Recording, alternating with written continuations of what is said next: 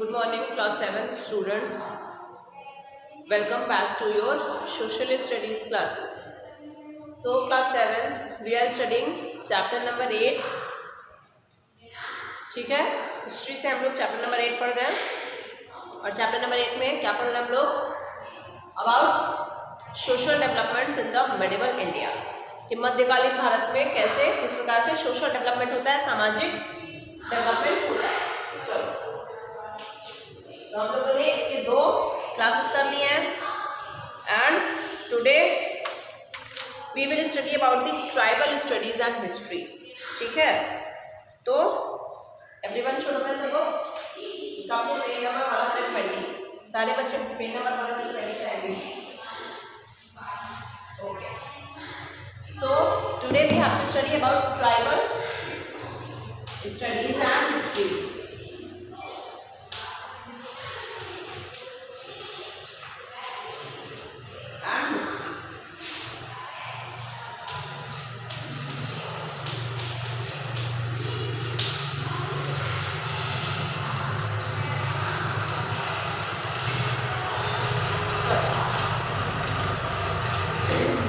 Various tribal groups together form a major part of the Indian population. तो last class में आपने देखा था कि किस तरीके से ट्राइबल्स का अलग अलग क्लासीफाई करते हैं हम लोग उनको 2 कैटेगराइज में रखते हैं, एक तो बाय ऑक्यूपेशन और एक जो वो लोग जिस रीजन में रहा करते थे। तो इस तरीके से जो भारत की पॉपुलेशन थी ट्राइबल्स की वो इंक्रीज हो जाती है during medieval time. Since most of them live in geographical isolated areas, not many benefits of scientific development have reached to them. तो जो साइंटिफिक डेवलपमेंट था उनसे उनका कोई रिलेशन नहीं था। Some of them still lead a primitive way of life and have a very low standard of living. जैसा कि अभी जो है कुछ ट्राइबल ग्रुप जो है वो primitive way of life choose करते हैं, पर पुराने हिसाब किताब से वो लोग रहते हैं। चलो, to raise their standard of living their culture and life styles need to be study. तो उनके लिविंग स्टैंडर्ड को बढ़ाने के लिए उनके कल्चर को, उनके जीवन जीने की शैली को हमें पढ़ना पड़ेगा। The study of tribals, their cultures and lifestyle is a part of the science of anthropology. ठीक है, तो इनके कल्चर को पढ़ना पार्ट ऑफ एंथ्रोपोलॉजी है। Anthropology is a branch of science which deals with the study of human race. Underline कर लीजिए, very important.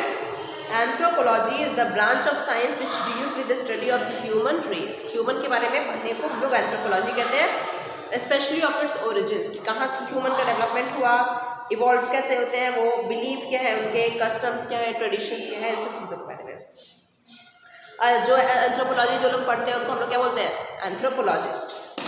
Although it has been usually difficult to learn about the tribals much due to their isolated or nomadic way of life, many anthropologists have succeeded in conducting research on tribals.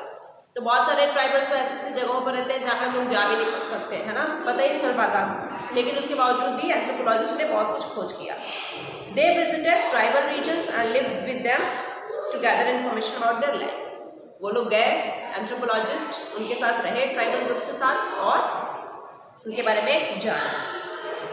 ठीक है, और उन्होंने record किया, क्या क्या record किया, उनकी lifestyle के बारे में, उनकी लैंग्वेज के बारे में, उनके डायलेक्ट्स जो भी बोली वो यूज़ करते हैं, उनकी डेली रूटीन क्या है ना, सोशल रिलीजियस कस्टम बिलीफ क्या है उनके, उनका आर्ट क्या है, उनका क्राफ्ट क्या है, और भी वेरियस इकोनॉमिक एक्टिविटीज़ जो भी है उनकी। ठीक है, ये जो स्टडीज़ उन्होंने की या फिर रिसर्च किया, ये सिर्फ और सिर्फ एक पर्पज़ के लिए नहीं था, बहुत सारे इसके पीछे पर्पज़ था। क्या यूज़ था इन रिसर्चेस का? सिर्फ ट्राइबल अपलिफ्टमेंट ही नहीं था, सिर्फ ट्राइबल लोगों को आगे नहीं बढ़ाना था। इससे क्या होता, जो मिस्ट्री है, जो रहस्य है इनके जीवन का, ये हमें पता चलेगा। ठीक है, to learn the history of people and also to understand the genetic basis of various complex diseases. और जो जेनेटिक बेसिस है, वेरियस कॉम्प्लेक्स जो अलग अलग तरीके की जो बीमारियाँ होती हैं, जो हेरिडिटरी होती हैं, इसमें भी हम लोगों को जानने में, अगर हम लोग इनके जीवन शैली को जान जाएंगे तो इससे भी हम लोगों को मदद मिलेगी। चलो, studies and records of the anthropologists are also used to trace the history of various tribal groups. तो अलग अलग तरीके के ट्राइबल ग्रुप्स हुआ करते थे, ये भी हमें तभी पता चल पाता है जब एंथ्रोपोलॉजिस्ट ट्राइबल स्टडी करते हैं। And the regions which they inhabit.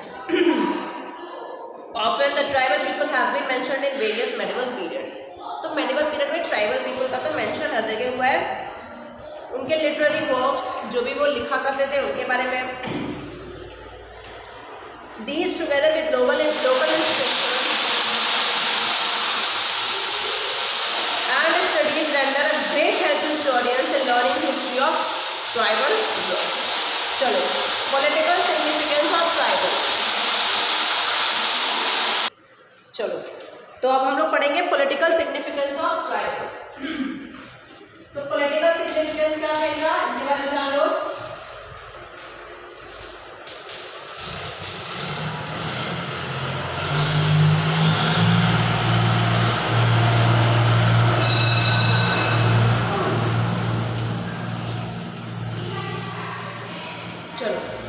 During the medieval period, some tribal groups gained political significance। और राजनीति में ये लोग का क्या योगदान है इनके बारे में जानो। This became possible due to the political और economic importance of the regions they inhabited। तो जिस जगह पर वो लोग रहते थे वो बहुत politically important था, इस वजह से इन लोगों को भी political importance मिला। Several such tribal groups were living in the frontier regions from where some major trade routes passed। तो बहुत सारे ट्राइबल पीपल वहाँ पे रहते थे जहाँ से अच्छा सा ट्रेड रूट पास होता था, मतलब जो कि व्यापार के लिए बहुत ही ज़्यादा फेवरेबल हुआ करता था। These tribal groups usually had a powerful militia with the help of which they controlled the trade routes। अब ट्राइबल पीपल ही क्या करते थे, ट्रेड रूट्स पे उनका भी कंट्रोल था। Often the medieval rulers had to pay special attention to control the tribal groups। तो medieval rulers को बहुत ध्यान देना पड़ता था कि ट्राइबल पीपल को हम लोग किस प्रकार से रोक सकते हैं ताकि वो पूरी तरीके से कंट्रोल ना ले लें अपने अंडर में। For instance during Akbar's period, जैसे अकबर के दौरान क्या हुआ था, Afghans who lived in the Sindh and Kabul, ठीक है, severely hindered the trade going on through Multan and Kandahar by creating all types of problems in the region. ठीक है, तो ये लोग उस रीजन में प्रॉब्लम्स क्रिएट करते थे। Emperor had to take some solid measures to bring them under control. अब अकबर ने कुछ सॉलिड मेजर्स ली, जैसे you have read in the previous chapter that the Afghans were very powerful in Bihar and Bengal during Humayun's period। Afghans बहुत powerful थे ना बंगाल और बिहार में हुमायूं के पीरियड के दौरान। They grouped together and emerged as a military power under the leadership of Sher Shah Suri, who later dethroned Humayun and founded his own empire। तो देखो वो इतने इम्पोर्टेंट थे कि वो अपना खुद वो रूल करना चाहते हैं और लीडरशिप ऑफ शेर शाह सूरी वो आते हैं और फिर उन्होंने किस तरीके से गद्दी पे से हटा देते हैं वो हुमायूं को। ठीक है, during the 13th and 14th centuries Khokhars became very prominent in Punjab. चलो, गोंड्स जो कि सेंट्रल इंडिया में थे और Ahoms Nagas north eastern India में जो लोग थे, ये जो ट्राइबल्स थे, और Gaddis shepherd tribe of the western Himalayan region, Baluchis, Afghans, Langahs, the tribals inhabiting Sindh and Multan were some other politically important tribes during medieval period, during the Mughal period। Gonds और Ahoms were among those tribals who established their own kingdoms। तो Gonds और Ahoms ने अपना ही kingdom establish किया। तो हम लोग case study में हम लोग Gonds और Ahoms के बारे में जानेंगे। तो Gonds और Ahoms जो थे वो बहुत ही ज़्यादा इंपॉर्टेंट थे, इसलिए उनके बारे में हम लोग करेंगे केस स्टडी। चलो केस स्टडी करेंगे हम लोग।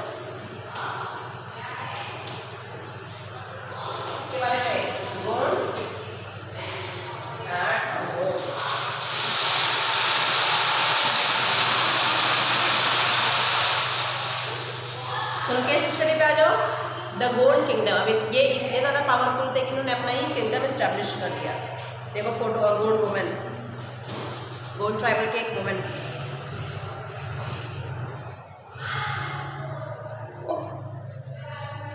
देखो the Gonds who are one of the largest and most well-known tribal groups of India established the Gond kingdoms during the medieval period। तो गोंड ने अपना किंगडम establish किया during the medieval period। Origin कहाँ से था इन लोगों का, कहाँ शुरुआत थी?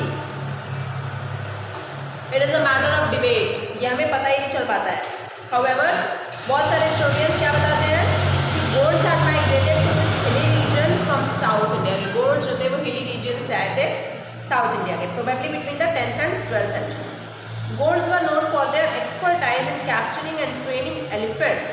तो गोंड्स का क्या मेन ऑक्यूपेशन क्या, उनका जो स्किल था जिसकी वजह से हम लोग उनको जानते हैं, वो एलिफेंट्स को कैप्चर कर लेते थे और उनको ट्रेन कर देते थे।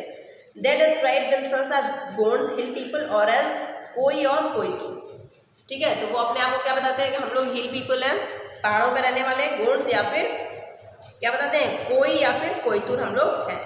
This reflects that Gonds are inhabitants of hilly region. तो गोंड्स जो थे इनहैबिटेंट्स थे हिली रीजन के, इससे हम लोगों को ये बात पता चलती है। Gonds are found in a large region. कहाँ कहाँ पे? अभी भी गोंड्स जो ट्राइबल है उनको ज़्यादा से ज़्यादा रीजन में पाया जाता है, जो कि मध्य प्रदेश, छत्तीसगढ़। मध्य प्रदेश में गोंड ट्राइब बहुत ज़्यादा लगती है, अंडरलाइन कर लीजिए। छत्तीसगढ़, नॉर्दर्न आंध्र प्रदेश, तेलंगाना, वेस्टर्न उड़ीसा और ईस्टर्न वेस्ट महाराष्ट्र। चलो शुरुआत में क्या हुआ? Gonds paid tribute to the Kalachuri kings who ruled the region around present day Jabalpur, Chhattisgarh and Jharkhand. लेकिन 13वीं सेंचुरी में power of the Kalachuris began to decline. Kalachuris का जो पावर था वो खत्म होने लगा। Taking advantage of situation, several Gonds chieftains declared their independence and many small Gond kingdoms emerged throughout Gondwana as the region was called. तो उस रीजन को ही उन्होंने नाम दे दिया गोंडवाना, मतलब कि जहाँ पे गोंड ट्राइब्स रहते हैं, और उन्होंने अपनी सरकार बना दी।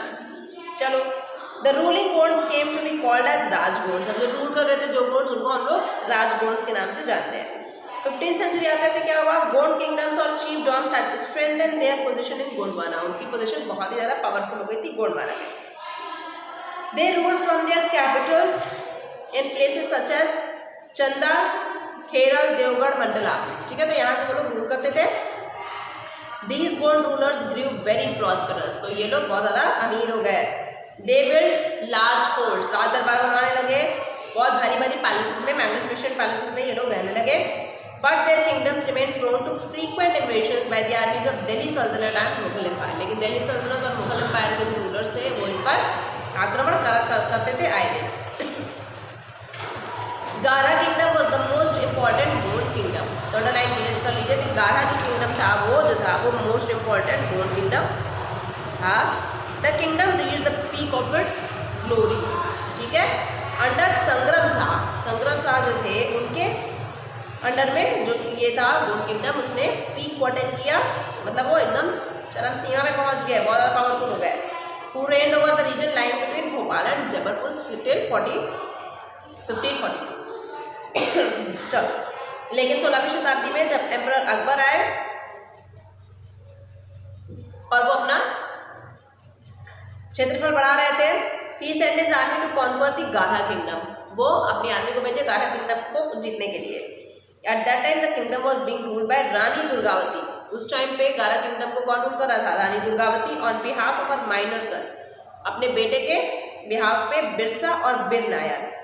ठीक है, रानी दुर्गावती किंगडम को रूल कर रही थी, अंडरलाइन करिए, बिरसा और Bir Nayar. She had refused to accept the Mughal emperor's suzerainty. तो उन्होंने मुगल एम्परर के बात को मना कर दिया। She fought bravely in the battle. वो बैटल में ब्रेवली उन्होंने युद्ध किया। That issue, but when she realised defeat was inevitable, she killed herself, preferring death to disgrace. The Rani became a legend for the people of Gondwana. Very important. देखिए, लेकिन जब उनको ये बात समझ में आ गई कि भाई मैं इनसे जीत नहीं सकती हूँ, इनके पास बहुत पावरफुल आर्मी है, रानी दुर्गावती ये बात जान गई, तो उन्होंने खुद ही अपने आप को मार दिया और उनको उनके हाथ से, मतलब अपने ऑपोजिट जो उनके दुश्मन थे उनके हाथ से उनको मरना स्वीकार नहीं था। कि मेरा क्या होगा, मैं डिसरिस्पेक्टफुल हो जाऊंगी, मेरा डिस्ग्रेस होगा, मैं खुद ही अपने आप को मार लेती हूँ, मैं इनके हाथों से नहीं मरूंगी। और इस वजह से वो लेजेंड बन गई गोंडवाना के लोगों के लिए। Mughals defeated other Gond rulers as well. जैसे कि Mughals have to deal with frequent revolts by the Gonds. अब गोंड्स क्या करते थे, बार बार मुगल्स से लड़ाई छेड़ देते थे। आफ्टर औरंगजेब्स डेथ, औरंगजेब की जब मृत्यु हो जाती है, Gond chief declare their independence. Gond chief independent हो जाते हैं and they came under Maratha dominance in later years. और मराठा के अंडर में वो आ जाते हैं। तो ये तो हो गई गोंड किंगडम की बात। अब आ जाओ अहोम्स। अहोम किंगडम की बात जानो। अर्ली 13th सेंचुरी में क्या होता है, Ahoms founded the Ahom kingdom which covered roughly the region of present day Assam. Assam में है। They ruled about 600 years. 600 साल तक इन्होंने रूल किया until the 19th century and had a great influence over the cultural and social aspects of the region. Even the name of the modern state of Assam is derived from the word Ahom. तो अहोम से ही असम को derive किया गया है।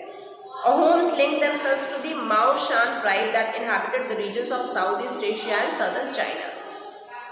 They came with a Shan prince named Shukapha, who established a new kingdom by defeating the Nagas in 1228. ठीक है, तो नागाज को हरा करके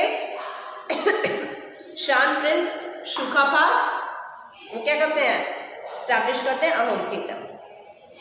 the Ahoms subjugated many other local rulers, जैसे कि Then they started the task of consolidation। क्या ठीक है, पहले वो हराते हैं बहुत अलग अलग किंगडम्स को, फिर उसके बाद कंसोलिडेशन का टास्क ये लोग शुरू करते हैं। The work of consolidation continued for the next 300 years, 300 साल तक ये लोग यही करते हैं। इस दौरान Ahoms annexed the Chutiya kingdom lying to their east and then they made Gargaon their capital. तो अहोम्स जो थे वो किसको कैपिटल बना लेते हैं, घरगांव को। In 1563, they fought a battle with the Koch ruler of Bengal, who wanted to establish its control over Brahmaputra valley. तो कोच रूलर जो थे बंगाल के थे, वो ब्रह्मपुत्र पे कंट्रोल करना चाहते थे, उस पर इस्टेब्लिश करना चाहते थे। तो उनके साथ ये लोग लड़ते हैं। They also came in conflict with the Kacharis living in Nowgam and the eastern part of Darang। 16वीं शताब्दी में क्या होता है, Ahom kingdom reached the peak of its glory। ठीक है, By this time, Ahom community had undergone several social and cultural changes, जैसे कि they adopted the Assamese language। अब इसी दौरान वो लोग Assamese language को adopt करते हैं, as well as various local customs and traditions।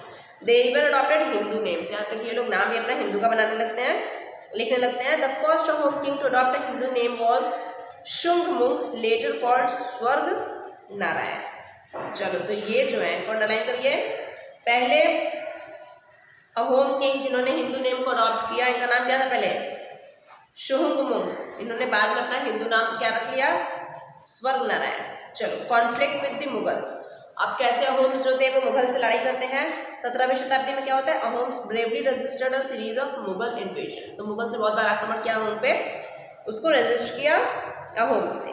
Mughals used Bengal as their base for carrying out attacks on Ahom kingdom. तो अहोम किंगडम पे ये लोग कैसे छेड़ते थे युद्ध, बंगाल को अपना बेस बना करके। Under his expansionist policy, Mughal emperor Aurangzeb sent his army to conquer the Ahom territory. तो औरंगजेब ने भेजा था अहोम टेरिटरी को कॉन्कर करने के लिए। Mughal army led by Mir जुमला। अब उस टाइम पे मीर जुमला मुगल आर्मी को लेड कर रहे थे, उसने कैप्चर कर लिया किस जगह को, घरगांव को कैप्चर कर लिया, जो कि इनका कैपिटल था, अहोम्स का कैपिटल था। Mughals later forced the Ahom ruler to sign a treaty. Mughals क्या होते हैं, बाद में अहोम रूलर से एक ट्रीटी साइन करवाते हैं। Mughals found it quite hard to deal with the war tactics of the Ahoms. Mughals जो थे वो परेशान हो जाते हैं अहोम से लड़ करके, क्योंकि अहोम्स की जो लड़ने की जो तरीका होता है इसके बारे में किसी को पता नहीं होता है। They were finally defeated and forced to retreat. Thus, the Ahoms were successful in preventing Mughal expansion in the Brahmaputra Valley. बाद में मुगल एम्पायर हार जाती है और अहोम्स जो थे वो ब्रह्मपुत्र वैली पे मुगल को एक्सपैंड नहीं होने देते हैं। चलो अब देखो लिटरेचर, आर्ट और आर्किटेक्चर।